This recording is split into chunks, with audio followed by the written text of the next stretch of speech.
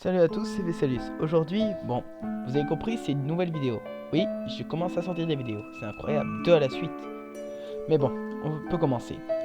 Aujourd'hui, on va parler d'un seinen, Densai Bunrei no Cream Edge, et je vais vous parler du réalisateur Yamaguchi Yuji. Mais vous devez sûrement le connaître parce qu'il a créé Fate Stay Night en 2006 et donc en 2013 Densai Bunrei no Cream Edge. Et comme vous pouvez le voir, j'ai beaucoup de mal à le prononcer. Yay, ça va être super pour la suite de la vidéo. Donc on va dire que pour la suite de la vidéo, je vais appeler ça Cream Edge, ça va être plus simple. Donc Cream Edge est une série TV qui a été produite au Japon. Donc à l'origine c'est un manga. Donc sa division s'est terminée le 26/06/2013. Elle a été diffusée en 13 épisodes. C'est un survival game du genre action, fantastique, mystère et romance. Non, c'est bon. Donc, la durée des épisodes est de 24 minutes et c'est du studio Gokumi. Donc, pour le staff, comme je vous dis, le réalisateur c'est Yamaguchi Yuji et le créateur original Ikagi Tatsuhiko. Le character design a été fait par Hirata Katsuzo et la musique est de Takanashi Yasuharu. Donc, je vais pas vous parler d'eux parce que sinon, ça pourrait, vu le nombre de... Bon, je vais pas vous parler d'eux parce que, voilà, parce que j'ai pas envie. Parce que ça me saoule et je fais ce que je veux. Bon. Alors je vais vous parler un peu d'histoire. C'est notre héros que vous pouvez voir à gauche, je crois, enfin je vois pas très bien l'image d'ici. Donc c'est le mec qui passe par la fenêtre de la photo. C'est vraiment bizarre. Et donc c'est Aimura Kiri, un jeune garçon qui a un léger problème avec les cheveux. Non, il est totalement obsédé par ça. Et non, je ne regarde pas de manga bizarre. Enfin si et non, parce que en gros, il faut que chacun ait son originalité, sinon c'est pas drôle. Mais bon. Et donc, il a juste ce léger problème avec les cheveux, sinon tout va bien chez lui. Un jour, il se trompe d'arrêt de bus. Comment, en te trompant d'arrêt de bus, tu peux avoir toute cette histoire? Je ne comprends pas. Bon, toute cette histoire, faut regarder la série pour comprendre, parce que je vais pas tout vous spoiler. Ou je vous mettrai une alerte spoiler, vous verrez. Bon, de toute façon, vous verrez ça vous-même. Et il va, en se trompant d'arrêt de bus, il va tomber devant une maison. La maison de Mushanokoji Iwai, qui en gros est maudite et dont les cheveux ne peuvent pas se couper et poussent tout seul en une nuit. Ça commence bien et cette fille est jugée celle qui a le moins de chance. Bravo. Et donc après quelques minutes passées chez elle, après s'être tapé la tête contre sa vitre, vous verrez pourquoi, je vous spoil pas, enfin c'est même pas du spoil vu que c'est le premier épisode, mais bon. Elle lui explique que ses cheveux ne peuvent pas être coupés.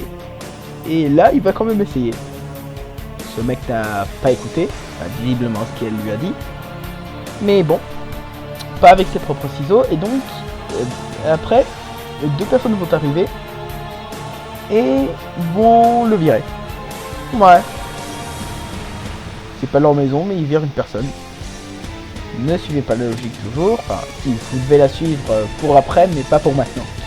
Et donc avant de partir, cette fille qui fait donc Iwai, on va l'appeler, c'est plus simple parce que son nom de famille est imprononçable. Donc Iwai va lui dire ce sont des tueurs. Ouais. Non, enfin ce sont des descendants de tueurs qui ont hérité d'objets de... Bon, pour l'instant, pas vraiment de problème encore. Quoique. Donc après ils vont rentrer tranquillou. Moi, ils rentrent avec eux. Ceux qui sont censés être des tueurs. Et en plus il leur dit qu'on a dit ça d'eux. Et elle lui dit c'est n'importe quoi. Réaction logique. Ouais. Ensuite il va retourner. Et là ils vont revenir. Et vont le virer un peu plus violemment. Et donc il va partir bouder dans sa chambre. Enfin bouder dans un sens un peu large quand même, parce qu'en gros il va partir avec un air légèrement déprimé. Et là, son grand-père vient toquer à sa porte et lui dit mon gars, t'as pas eu de problème? Et donc il apprend que son ancêtre était un tueur qui avait des ciseaux. J'y réfléchis 30 secondes. C'est du Deus Ex Machina en fait. Ouais, c'est le fait d'exagérer à fond sur un point scénaristique. Bon, vous savez sûrement ce qu'est le Deus Ex Machina, sinon je vous l'explique. Donc, on vous dit après, bon alors le grand-père va être important, c'est lui qui va lui apprendre tout ça. Non, non, non. Tu vois cette scène-là, c'est tout. Y a pas.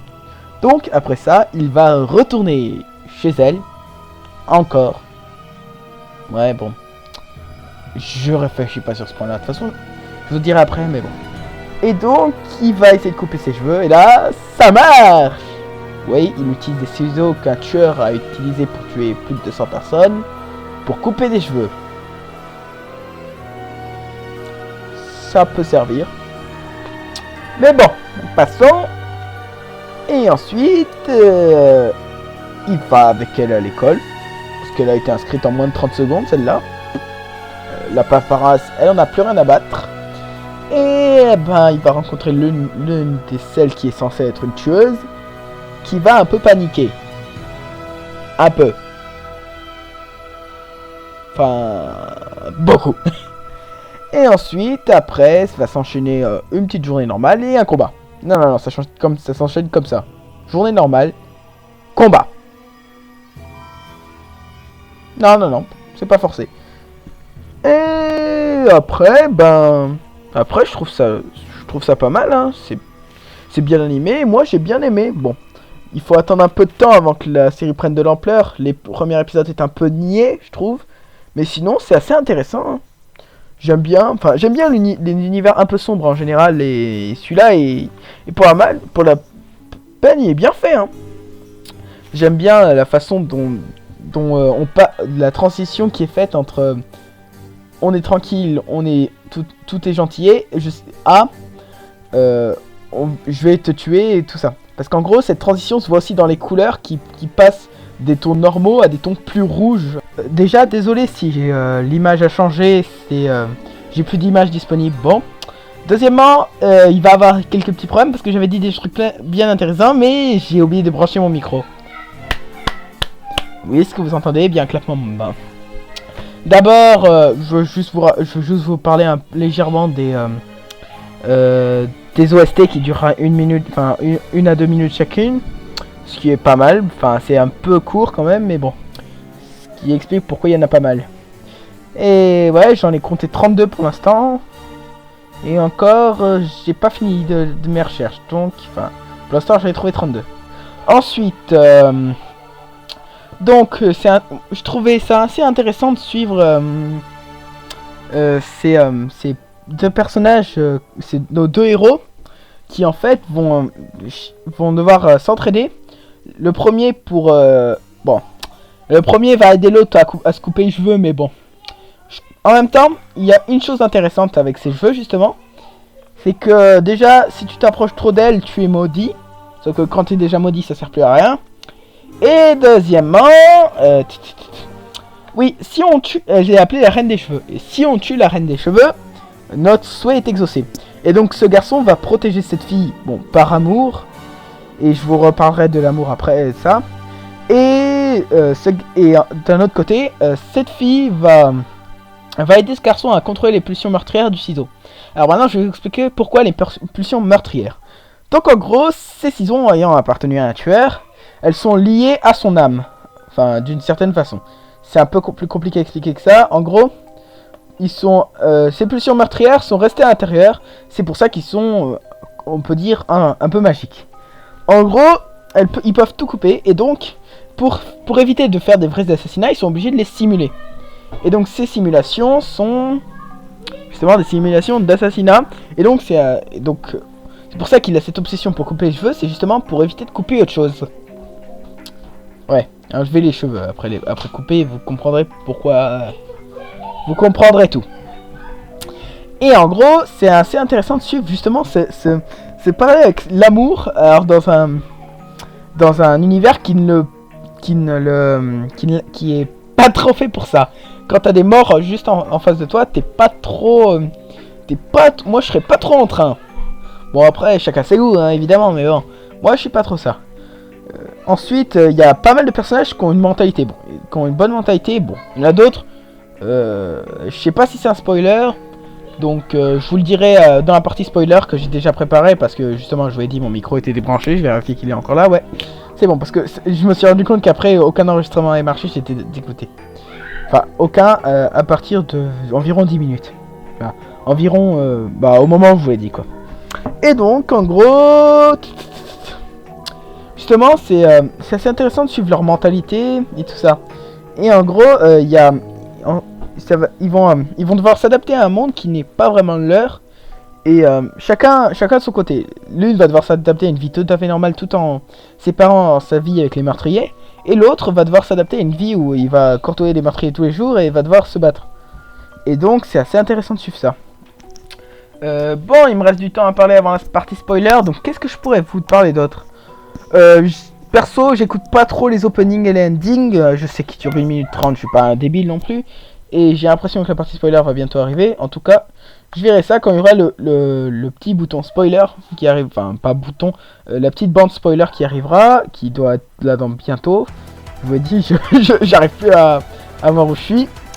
Et donc, cette petite bande spoiler vous préviendra. En fait, c'est parce que je veux vous parler d'un personnage d'un ou plusieurs personnages en particulier qui n'apparaissent pas tout de suite dans la série. Et parce que je vous ai dit, la série prend un peu son temps et le premier épisode est un peu niais. Mais bon, j'ai accroché quand même à la série parce qu'en fait, en gros, j'avais lu le résumé. Et ben, maintenant, j'ai plus rien à vous dire. Je suis vraiment comme un con. Si, je voulais vous dire que je suis désolé pour les problèmes de coupure entre différents temps de parole. C'est que, vous voyez, c'est ma première vidéo. Enfin, pas ma première.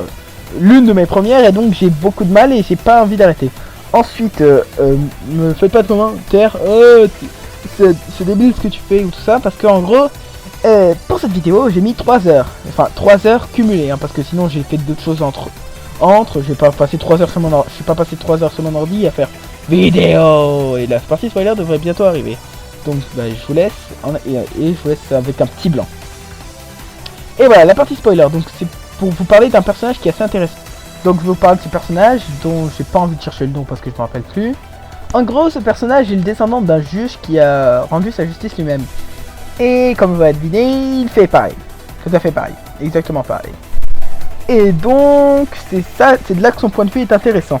Donc, en fait, ce personnage est un peu celui qui veut rendre sa justice lui-même. Et donc, il va aimer... Vous dites, oh, c'est juste un énième personnage qui fait ça. Sauf que lui, il est bien au courant. Il se rend bien compte que c'est pas bien ce qu'il fait. Mais il s'en bat les steaks, il continue. Mais bon... Donc en gros, ce personnage il va être important parce qu'en plus, de se rendre compte que c'est criminel ce qu'il fait et qu'il va continuer, il va essayer de tuer le héros évidemment. Il va finir tué, pas par le héros, mais bon, ça c'est du spoil et j'ai pas envie de vous en parler même si c'est la partie spoiler. Mais bon, continuons. Donc ce personnage, l'une de ses phrases importantes c'est je sais très bien, je pense qu'on doit se ressembler. Quand il parle du héros, au moment où il lui dit je sais que tu prends plaisir à tuer. Et donc il exprime de façon claire, moi de toute façon ça me plaît bien d'avoir ce truc parce que ça me permet de tuer librement tout en appliquant la loi. Et donc c'est assez intéressant de son point de vue. Et donc il sait très bien que tuer des gens va le faire passer pour un criminel. Et justement il s'en fout. C'est justement ça qui donne sa profondeur, pas comme certaines personnes qui utilisent juste leur arme pour avoir leur vœu ou juste pour tuer. Ce personnage, il est là pour juger. Et même s'il sait que c'est après, ce sera lui qui passera au tribunal. Putain que cette phrase était belle. Enfin, en tout cas, pas... Bon, j'espère que cette vidéo vous a plu. Si oui, merci de vous abonner, de laisser un pouce vert. Sinon, merci de me laisser un commentaire pour me dire ce que je pourrais améliorer. Sauf si ça concerne mon humour. Bon, allez, ciao et à la prochaine!